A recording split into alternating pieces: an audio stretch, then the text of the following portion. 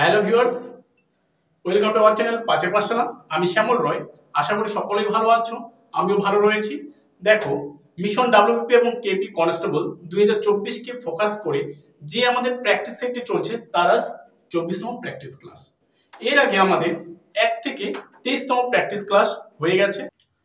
তোমরা যদি এই 1 থেকে 23তম প্র্যাকটিস ক্লাসগুলি না দেখে থাকো তাহলে আমাদের এই পাঁচের পাঠশালা ইউটিউব চ্যানেলে এসে তোমরা সেই প্র্যাকটিস ক্লাসগুলি দেখে যাবে।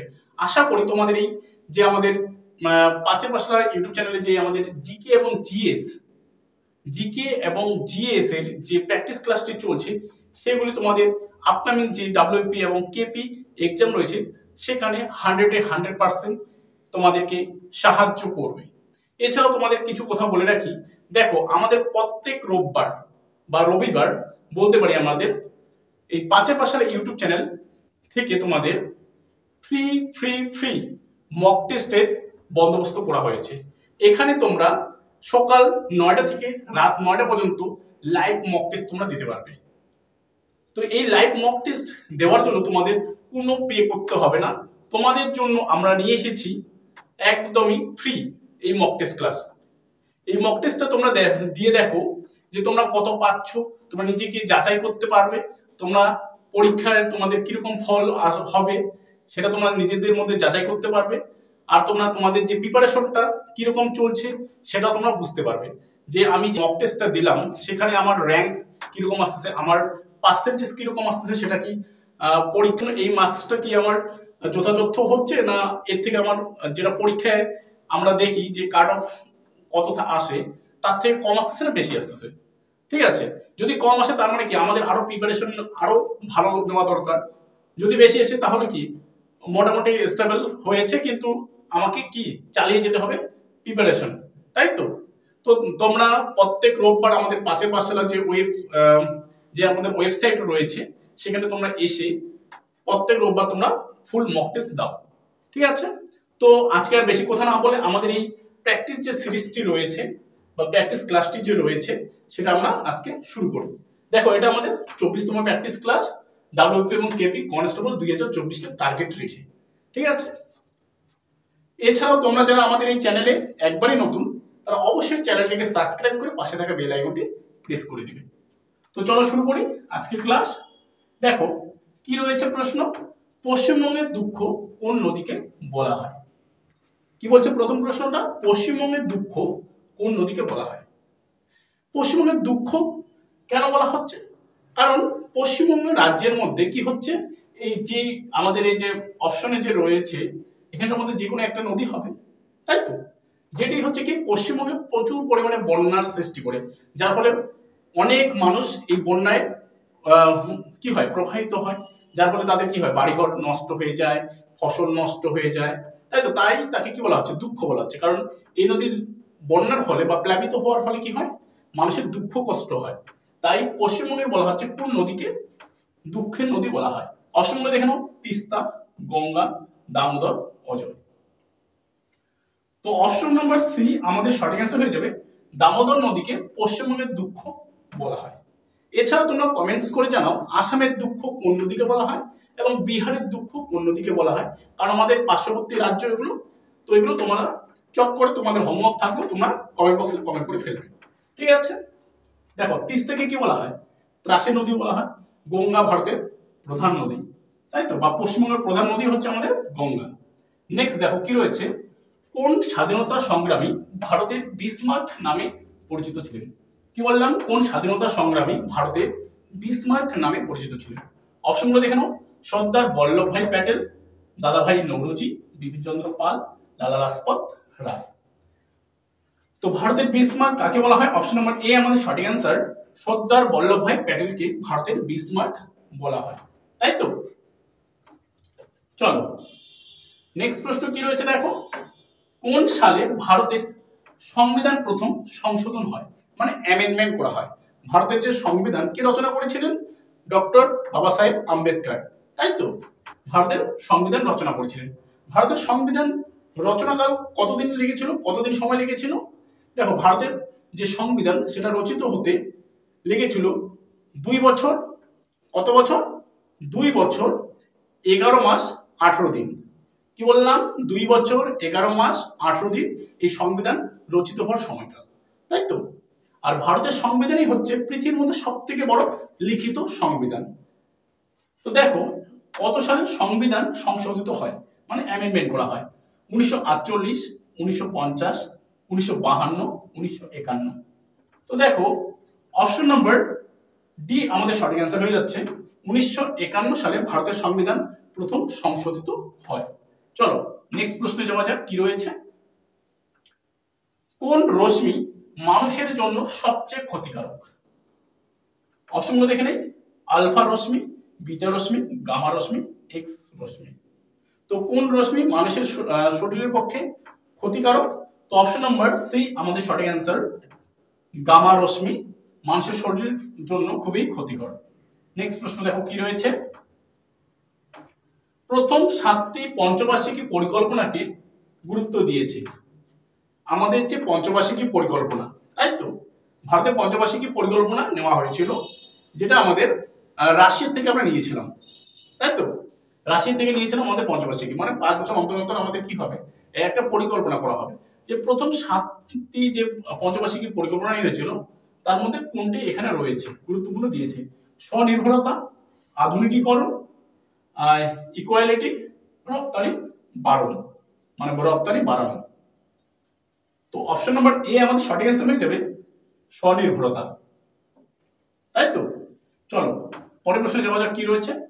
দ্বিতীয় বৌদ্ধ সম্মেলন কে আহ্বান করেন?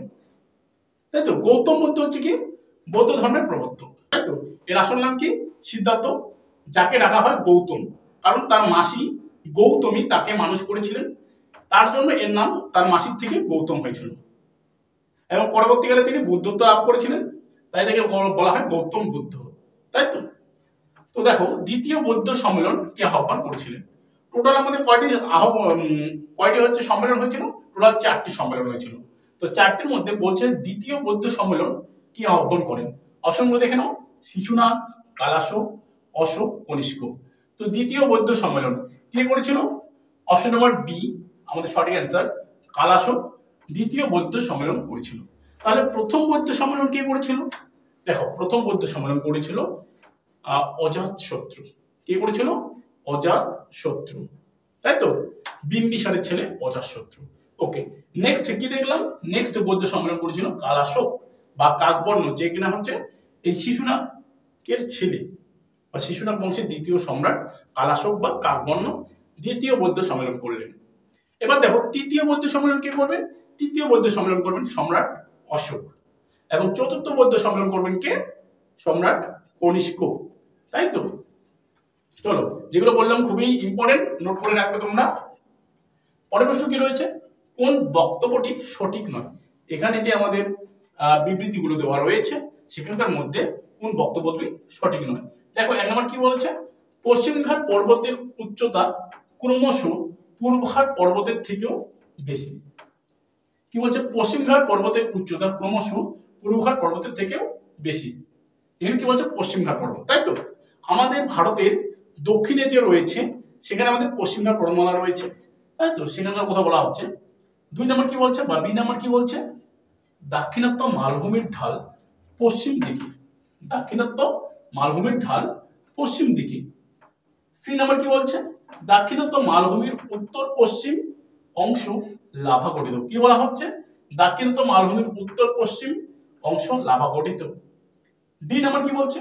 পশ্চিমঘাট পর্বতের উচ্চতা কি বলছে? উত্তর থেকে দক্ষিণে ক্রমশ বৃদ্ধি পেয়েছে। কি বললাম? পশ্চিমঘাট পর্বতের উচ্চতা উত্তর থেকে দক্ষিণে ক্রমশ বৃদ্ধি পেয়েছে। তো এখানে কোন বক্তব্যটি সঠিক নয়?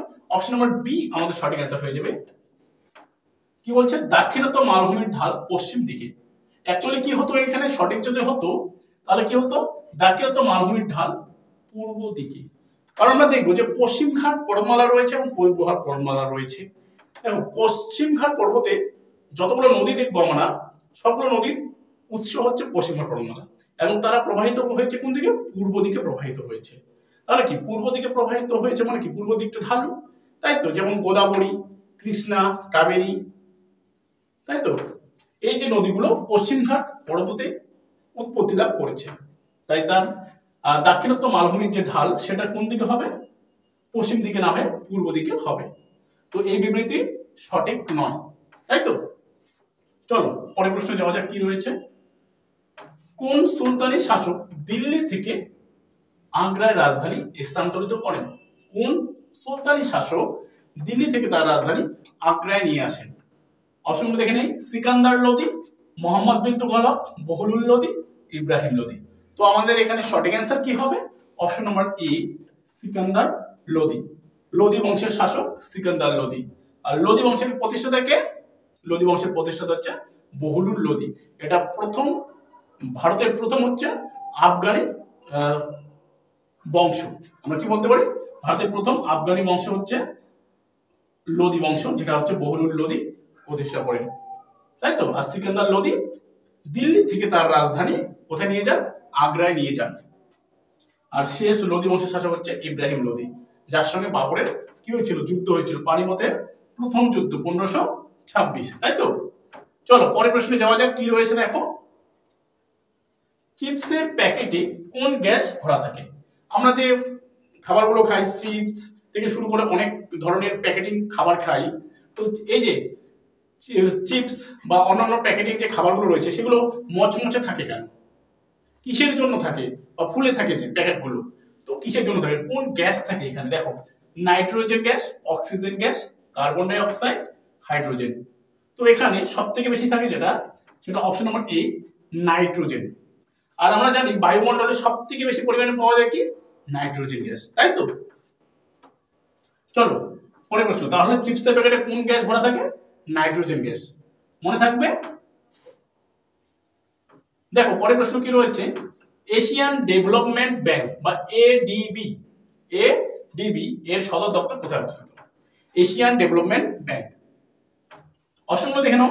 Washington DC, Geneva, Manila, Vienna. তো অপশন নাম্বার কি হবে? অপশন নাম্বার সি আমাদের সঠিক অ্যান্সার, ম্যানিলা।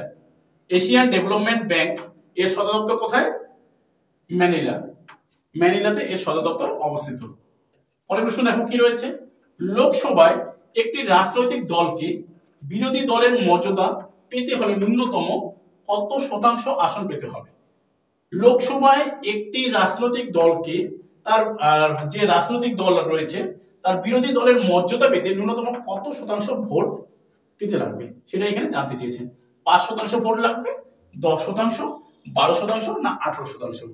তো এখানে দেখো অপশন নাম্বার বি আমাদের সঠিক অ্যান্সার হয়ে যাচ্ছে। 10% কিন্তু ভোট লাগবে আমাদের যদি বিরোধী দলের মর্যাদা পেতে চান, তাহলে কত লাগবে? 10% ভোট কিন্তু লাগবে, পেতে হবে 10% ভোট। চলো পরের প্রশ্ন কি রয়েছে। ভারত IMF এর সদস্য হয় কত সালে? কি বললাম? ভারত IMF এর সদস্য হয় কত সালে? সালটা তোমাদের যদি জানা থাকে তাহলে অবশ্যই কমেন্ট করে রেখে দাও, ঠিক আছে। অপশনগুলো দেখে নাও। 1940 সালে, 1945 সালে, 1948 সালে, 1950 সালে। তো IMF এর সদস্য হয় ভারত কত সালে? দেখে নাও। অপশন নাম্বার বি সঠিক অ্যান্সার হয়ে যাচ্ছে 1945 সালে। দেখো IMF এর পুরো নাম কি? অপশনগুলো আমরা দেখে নিই। IMF এর পুরো কথা কি? International monetary fund. কি বললাম? ইন্টারন্যাশনাল মনিটারি ফান্ড, IMF এর পুরো নাম। ভারত 1945 সালে ডিসেম্বর মাসে, কি বললাম? ভারত 1945 সালের ডিসেম্বর মাসে আনুষ্ঠানিকভাবে এর সদস্য হয়েছিল। এর বলতে IMF এর সদস্য হয়েছিল। চলো পরের প্রশ্ন কি রয়েছে দেখো। পৃথিবীর শ্রেষ্ঠ পাট শিল্পাঞ্চল কোনটি? ভেরি ভেরি ইম্পর্টেন্ট প্রশ্ন। পৃথিবীর শ্রেষ্ঠ পাট শিল্পাঞ্চল কোনটি? অপশনগুলো দেখে নাও। হুগলি, যেটা কলকাতার মধ্যে রয়েছে, ওসাকা, যেটা জাপানের মধ্যে রয়েছে, ইয়াংসিকিয়াং অববাহিকা, যেটা চীনের মধ্যে রয়েছে, জার্মানির রাইন নদীর অববাহিকা, যেটা জার্মানিতে রয়েছে। তো অপশন নাম্বার কি? অপশন নাম্বার এ আমাদের সঠিক অ্যান্সার, হুগলির কলকাতা। পৃথিবীর শ্রেষ্ঠ পাট শিল্পাঞ্চল কোনটি? হুগলি, যেটা আমাদের কলকাতায় রয়েছে। বা পশ্চিমবঙ্গ হচ্ছে পৃথিবীর মধ্যে সব থেকে, পশ্চিমবঙ্গের মধ্যে পাট উৎপাদন হয়। আর এবং আমরা পাট সব থেকে বেশি কি করি? রপ্তানি করি পৃথিবীর মধ্যে। যদি বলা হয় পশ্চিমবঙ্গ, ভারতের মধ্যে আবার চাল উৎপাদনে বা ধান এর জন্য আমাদের বিখ্যাত পশ্চিমবঙ্গ, তাই তো। এরপরে দেখো 14 নম্বর প্রশ্ন কি রয়েছে, বাবরনামার রচয়িতা হলেন। বাবরনামার রচয়িতা কে? অপশনগুলো দেখো, বাবর, গুলবদন বেগম, আবুল ফজল, ফিরদৌসি। তো বাবরনামার রচয়িতাকে অপশন নাম্বার এ আমাদের সঠিক অ্যান্সার, বাবর। দেখো আমাদের মুঘল সম্রাটদের মধ্যে দুজনেই তার নিজেদের আত্মজীবনী বা বায়োগ্রাফি তারা নিজেরাই লিখে গেছেন। এক হচ্ছে বাবর, যেটা হচ্ছে বাবরনামা লিখেছেন, আর এক হচ্ছে জাহাঙ্গীর। ঠিক আছে, জাহাঙ্গীরও কিন্তু নিজের আত্মজীবনী বা নিজের যে বায়োগ্রাফি তিনি নিজেই লিখে গেছেন, জাহাঙ্গীর। বা আমরা বলতে পারি তার আত্মজীবনীর নাম হয় তুজুক-ই জাহাঙ্গীর। কি বললাম, তার আত্মজীবনীর নাম কি? তুজুক-ই জাহাঙ্গীর। দেখো বাবরনামা সম্পর্কে আমরা কিছু জেনে নেই। বাবরনামা সম্পর্কে দেখে নেই কি রয়েছে। দেখো দেখো কি রয়েছে, বাবরের প্রকৃত নাম কি? এটা পরীক্ষায় আসে, জহিরুদ্দিন মোহাম্মদ বাবর। বাবরের প্রকৃত নাম কি? বাবরের প্রকৃত নাম হচ্ছে জহিরুদ্দিন মোহাম্মদ বাবর। ঠিক আছে, বাবর শব্দের অর্থ কি? এটা পরীক্ষায় আসে। বাবর শব্দের অর্থ হচ্ছে বাঘ। দেখো বাবর পাঞ্জাবের সুবেদার দৌলত খাঁ লোধি আর আলম খাঁ ও মেবারের সংগ্রাম সিংহের আমন্ত্রণে ভারতে আসেন। যদি বলা হয় ভারত কতবার ভারত আক্রমণ, বাবর কতবার ভারত আক্রমণ করেছিলেন, আমরা তাহলে জানবো যে বাবর টোটাল 5 বার ভারত আক্রমণ করেছিলেন। কতবার? 5 বার ভারত আক্রমণ করেছিলেন। দেখো তারপরে দেখো কি রয়েছে, 1526 সালের প্রথম পানিপথের যুদ্ধে, কি বললাম, 1526 সালের প্রথম পানিপথের যুদ্ধে ইব্রাহিম লোদিকে পরাজিত করেন এবং দিল্লির সিংহাসন লাভ করেন। এর আগেও বাবর কি করেছিল? বাবর টোটাল 5 বার ভারত আক্রমণ করেছিল। আক্রমণ করার পর ভারতে আক্রমণ করার পর তিনি কি করেছিলেন? তিনি লুটপাট করে নিজের রাজ্যে ফিরে গিয়েছিলেন বা নিজের দেশে তিনি ফিরে গিয়েছিলেন। কিন্তু পরবর্তীকালে বাবরকে আমরা যদি দেখি, ইব্রাহিম লোদির হচ্ছে পিতৃব্য যারা আছে তারা ইব্রাহিম লোদিকে উচ্ছেদ করার জন্য বাবরকে আমন্ত্রণ করেছিল। ঠিক আছে, বাবরকে আমন্ত্রণ করলো এবং বাবর 1526 খ্রিস্টাব্দে, কি বললাম, 1526 খ্রিস্টাব্দে পানিপথের প্রান্তে ইব্রাহিম লোদির সঙ্গে তার যুদ্ধ হলো। দেখো এই যুদ্ধে ইব্রাহিম লোদির 1 লক্ষ সৈন্য ছিল ইব্রাহিম লোদির, আর বাবর মাত্র নিয়ে এসেছিল কত হাজার? 10,000 সৈন্য নিয়ে এসেছিল। কিন্তু যুদ্ধে বাবরের জয়লাভ করলো। কারণ কি? বাবর এই যুদ্ধে ভারতের মাটিতে প্রথম কামানের ব্যবহার করেছিলেন। কিসের ব্যবহার করেছিলেন? শুনে নাও, কামানের ব্যবহার করেছিলেন। এছাড়াও তিনি কি করেছিলেন? রুমি কৌশল করেছিলেন। বাবর এই যুদ্ধ জেতার জন্য কি করেছিলেন? রুমি কৌশল করেছিলেন এবং ভারতের মাটিতে প্রথম তিনি কামানের ব্যবহার করেছিলেন। এবং এই যুদ্ধে কি হয়? লোদি বংশের রাজা ইব্রাহিম লোদি পানিপথের প্রান্তে তার প্রাণ যায়। ঠিক আছে, এই যে পানিপথ 1526 যেটা প্রথম পানিপথের যুদ্ধ হলো, এই পানিপথ বর্তমানে কোন রাজ্যে অবস্থান করছে? এই পানিপথ বর্তমানে আমাদের হরিয়ানা রাজ্যে অবস্থান করছে। ঠিক আছে, আর পানিপথের টোটাল 3টি যুদ্ধ হয়েছিল। কয়টি? প্রথম পানিপথের যুদ্ধ 1526, দ্বিতীয় পানিপথের যুদ্ধ 1556, তৃতীয় পানিপথের যুদ্ধ 1761। ঠিক আছে, এই 3টি পরপর যুদ্ধ হয়েছিল। পানিপথে 3টে যুদ্ধ হয়েছিল, পানিপথের প্রথম যুদ্ধ, দ্বিতীয় যুদ্ধ এবং তৃতীয় যুদ্ধ। আর বাবর ভারতে আসার পর আরো পরপর 3টি যুদ্ধ করেছিল। টোটাল বাবর 4টি যুদ্ধ করেছিল। ঠিক আছে, আর 1530 খ্রিস্টাব্দে বাবর মারা যায়। তো চলো নেক্সট প্রশ্নে যাওয়া যাক, কি রয়েছে। দেখো বায়ুমণ্ডলের প্রধানত কোন গ্যাসটির অত্যাধিক নিষ্ক্রমণের ফলে গ্রিন হাউস প্রভাব দেখা যায়? কি বললাম, বায়ুমণ্ডলের প্রধানত কোন গ্যাসটির অত্যাধিক নিষ্ক্রমণের ফলে গ্রিন হাউস প্রভাব লক্ষ্য করা যায় বা দেখা যায়? অপশনগুলো দেখে নিই। Nitrogen, carbon die oxide, carbon monoxide, sulphur die oxide. তো আমাদের কোন গ্যাসটির অতিরিক্ত নিষ্কাশনের বলে আমাদের হয় অপশন নাম্বার বি আমাদের সঠিক অ্যান্সার, কার্বন ডাই অক্সাইডের ফলে।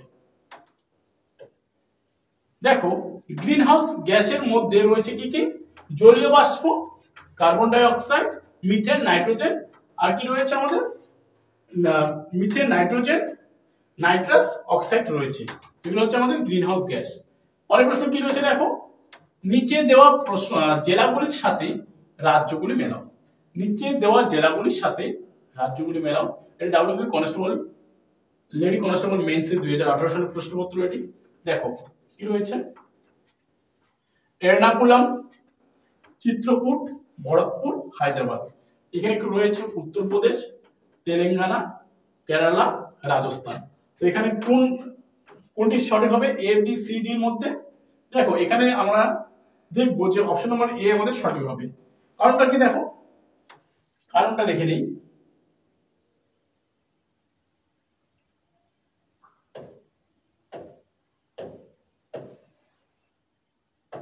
দেখো 1-3 হচ্ছে, 1-3 হচ্ছে। এর্নাকুলাম কি হয়ে যাচ্ছে? এর্নাকুলাম হয়ে যাচ্ছে আমাদের কেরালা। এর্নাকুলাম কোথায় রয়েছে? কেরালার মধ্যে রয়েছে। চিত্রকূট, চিত্রকূট কি রয়েছে? চিত্রকূট রয়েছে আমাদের উত্তরপ্রদেশ। ভরতপুর কোথায় রয়েছে? ভরতপুর রয়েছে আমাদের রাজস্থান। আর হায়দ্রাবাদ কোথায় রয়েছে? তেলেঙ্গানা। তাই তো, এর্নাকুলাম কেরল বা কেরালা, চিত্রকূট উত্তরপ্রদেশ, ভরতপুর রাজস্থান, হায়দ্রাবাদ তেলেঙ্গানা। তাই তো, চলো নেক্সট প্রশ্নে যাওয়া যাক। কি রয়েছে? কোন মাধ্যমে শব্দের গতিবেগ সর্বাধিক? তোমরা জেনে রাখো যে শব্দ কোন মাধ্যমে সব থেকে বেশি প্রবাহিত হয় বা জড়ে যায় বা স্পিডে যায় আমরা বলতে পারি। তাই তো, শব্দ সব সময়ের জন্য কঠিন মাধ্যমে সব থেকে বেশি স্পিডে যাবে। কি বললাম? শব্দ সব সময়ের জন্য কঠিন মাধ্যমে সব থেকে স্পিডে যাবে। তো এখানে কি বলছে? কোন মাধ্যমে শব্দের গতিবেগ সর্বাধিক? কাঠ, জল, পেট্রোল, বাতাস। এখানকার মধ্যে কি মনে হচ্ছে সব থেকে কঠিন কে? কাঠ। তো অপশন নাম্বার এ আমাদের সঠিক অ্যান্সার। দেখো এখানে প্রত্যেক মিনিটে কত যায়? 3250 কিলোমিটার যাচ্ছে। জল এত, পেট্রোল সবগুলো লেখা রয়েছে এখানে, তোমরা দেখে নিতে পারো। ঠিক আছে, ভালো করে দেখে নাও কি রয়েছে এখানে। পরের প্রশ্ন দেখো কি রয়েছে, ভারত সভার প্রতিষ্ঠাতা কে ছিলেন? ভারত সভা, তাই তো। অপশনগুলো দেখে নাও, উমেশ চন্দ্র ব্যানার্জি, সুরেন্দ্রনাথ ব্যানার্জি, লালা লাজপত রায়, দাদাভাই নৌরোজি। তো ভারত সভা প্রতিষ্ঠাতা কে করেছিলেন? অপশন নাম্বার বি আমাদের সঠিক অ্যান্সার, সুরেন্দ্রনাথ ব্যানার্জি 1883 খ্রিস্টাব্দে ভারত সভা প্রতিষ্ঠা করেছিলেন। তাই তো। পরের প্রশ্ন দেখো কি রয়েছে, কে মারাঠা মেকিয়াভেলি নামে পরিচিত? কে মারাঠা মেকিয়াভেলি নামে পরিচিত? অপশনগুলো দেখে নেই। প্রথম বাজিরাও, নানা ফড়নবিস, শিবাজি, নানা সাহেব। তো কে মারাঠা মেকিয়াভেলি নামে পরিচিত? অপশন নাম্বার বি আমাদের সঠিক অ্যান্সার, নানা ফড়নবিস মারাঠা মেকিয়াভেলি নামে পরিচিত। তো মারাঠা রাজ্যের প্রতিষ্ঠাতাকে আমরা সকলে জানি শিবাজি। তাই তো। আজকের শেষ প্রশ্ন, খুবই গুরুত্বপূর্ণ প্রশ্ন, দেখে নাও। ভারতের একটি চিরহরিত অরণ্য অঞ্চল হলো? ভারতের একটি চিরহরিত অরণ্য, চিরহরিত অরণ্য মানে কি? যে গাছের পাতা সারা বছর কি থাকবে? সবুজ থাকবে, তাকে আমরা কি বলবো? চিরহরিত উদ্ভিদ বা গাছ বলি। আর যে গাছের পাতা ঝরে যায় তাকে আমরা কি বলি? তোমরা কমেন্ট বক্সে কমেন্ট করে জানাও। ঠিক আছে, অপশনগুলো দেখো, পশ্চিমঘাট পার্বত্য অঞ্চল, পূর্বঘাট পার্বত্য অঞ্চল, ছোটনাগপুর মালভূমি অঞ্চল, উপরের কোনোটিই নয়। তো ভারতের একটি চিরহরিত অরণ্য অঞ্চল কি হচ্ছে আমাদের? অপশন নাম্বার এ আমাদের সঠিক অ্যান্সার হয়ে যাচ্ছে, পশ্চিমঘাট পার্বত্য অঞ্চল। পশ্চিমঘাট পার্বত্য অঞ্চলে যে বৃক্ষগুলো রয়েছে, গাছগুলো রয়েছে, সেটা হচ্ছে চিরহরিত অরণ্য। ঠিক আছে, এছাড়াও দেখো কি রয়েছে, পশ্চিমঘাট পর্বতমালার আরেক নাম সহ্যাদ্রি। তোমরা সকলে জানো পশ্চিমঘাট পর্বতমালার আরেক নাম কি? সহ্যাদ্রি। পূর্বঘাট পর্বতমালার আরেক নাম হচ্ছে মলয়াদ্রি। তাই তো। পশ্চিমঘাট পর্বতমালার সর্বোচ্চ শৃঙ্গের নাম কি? কলসুবাই। এর আগে আমি ক্লাসে পড়িয়েছিলাম যে পশ্চিমঘাট পর্বতমালার সর্বোচ্চ শৃঙ্গের নাম কি বললাম? কলসুবাই। যদি পরীক্ষায় আসে মহারাষ্ট্রের উচ্চতম শৃঙ্গের নাম কি, তবু আমাদের কলসুবাই অবস্থিত হবে, কলসুবাই হবে, কারণ কলসুবাই মহারাষ্ট্রে অবস্থিত। তো দেখো এই ছিল আজকে আমাদের 20টি খুবই গুরুত্বপূর্ণ প্রশ্ন উত্তর। ভিডিওটি ভালো লাগলে অবশ্যই একটি লাইক করে বন্ধুদের মাঝে শেয়ার করো, এবং আমাদের ইউটিউব ছাড়াও কি রয়েছে, আমাদের ফেসবুক পেজ রয়েছে, এছাড়া আমাদের টেলিগ্রাম গ্রুপ রয়েছে, সেখানেও তোমরা জয়েন হতে পারো। তো ভিডিওটি ভালো লাগলে অবশ্যই একটি লাইক করে বন্ধুদের মাঝে শেয়ার করো, এবং ভিডিওটি সম্পূর্ণ দেখার জন্য সকলকে অসংখ্য অসংখ্য ধন্যবাদ।